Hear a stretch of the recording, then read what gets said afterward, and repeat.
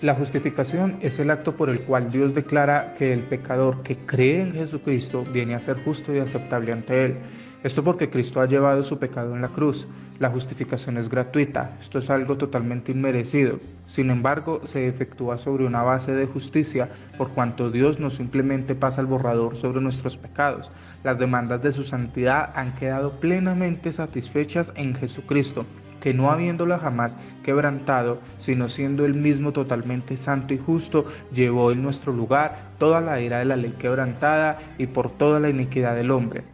Al haber entonces mantenido en la cruz su justicia y amor, puede justificar libremente al impío. Jesús nos justifica por su sangre y por su pura gracia. Así que la justificación se recibe es por fe y nunca en base de las obras. Se trata de un acto soberano de aquel que en Cristo nos ha llamado, justificado y glorificado. Ahora quiero entonces darle paso al pastor Duan, que nos va a seguir hablando sobre este tema. ¿Quién acusará a los escogidos de Dios? Dios es el que justifica.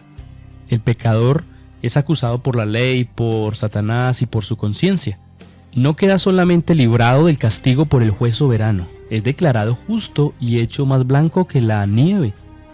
Para él ya no hay condenación por cuanto Dios lo ve en Cristo, revestido de la justicia perfecta de su divino Hijo.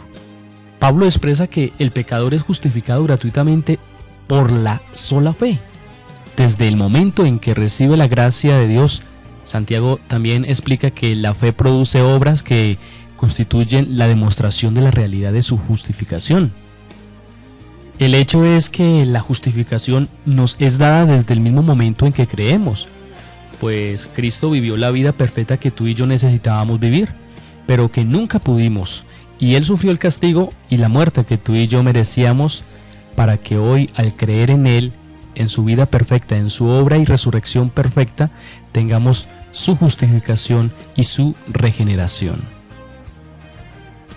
Un significado para la regeneración es segundo nacimiento, relacionada con la frase bíblica nacer de nuevo. Nuestro segundo nacimiento se distingue de nuestro primer nacimiento, cuando fuimos concebidos físicamente y heredamos nuestra naturaleza pecaminosa. El nuevo nacimiento es uno que es celestial, espiritual y santo, que resulta en la vivificación espiritual de nuestro ser. El hombre en su estado natural está muerto en delitos y pecados, hasta que sea vivificado, regenerado por Cristo. Esto sucede cuando él pone su fe en Cristo. La regeneración es un cambio radical, tal como nuestro nacimiento físico resultó en un nuevo individuo entrando a un mundo terrenal. Nuestro nacimiento espiritual resulta en una nueva persona que entra en el reino celestial.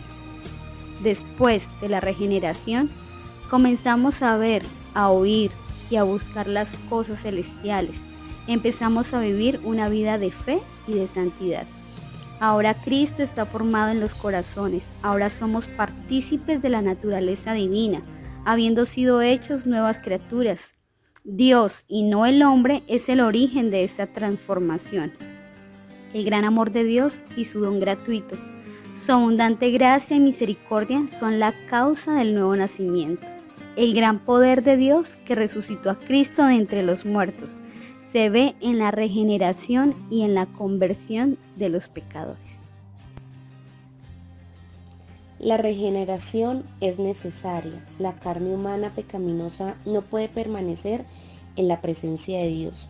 En su conversión con Nicodemo, Jesús dijo 2 veces que un hombre debía nacer de nuevo para ver el reino de Dios. En Juan 3, versículos de 3 al 7 nos habla de esto.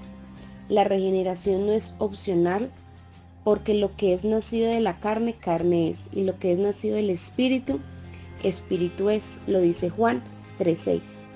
El nacimiento físico nos equipa para la tierra, el nacimiento espiritual nos prepara para el cielo. En la primera de Pedro 1:23 dice, siendo renacidos no de simiente corruptible, sino de incorruptible por la palabra de Dios, que vive y permanece para siempre. La regeneración es parte de lo que Dios hace por nosotros en el momento de la salvación, junto con el sello del Espíritu Santo, gracias a la adopción y la reconciliación.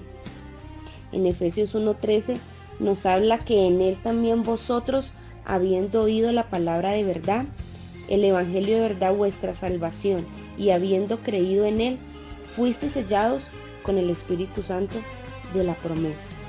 La regeneración es lo que Dios hace para que una persona viva espiritualmente, como resultado de la fe en Cristo. Antes de la salvación, no éramos hijos de Dios, nos dice Juan 1:12 al 13. Más bien éramos hijos de ira. Antes de la salvación estábamos perdidos.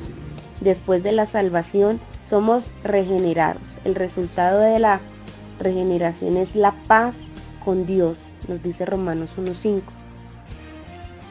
Gracias a esta regeneración y sello del Espíritu Santo, también tenemos nueva vida y el ser sus hijos eternamente. Con la regeneración inicial, el proceso de la santificación, nos convertimos en las personas que Dios quiere que seamos. La única forma para la regeneración es por medio de la fe en la obra completa de Cristo en la cruz.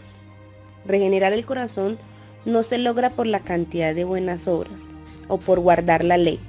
Solo Cristo ofrece una cura para la depravación total del corazón humano.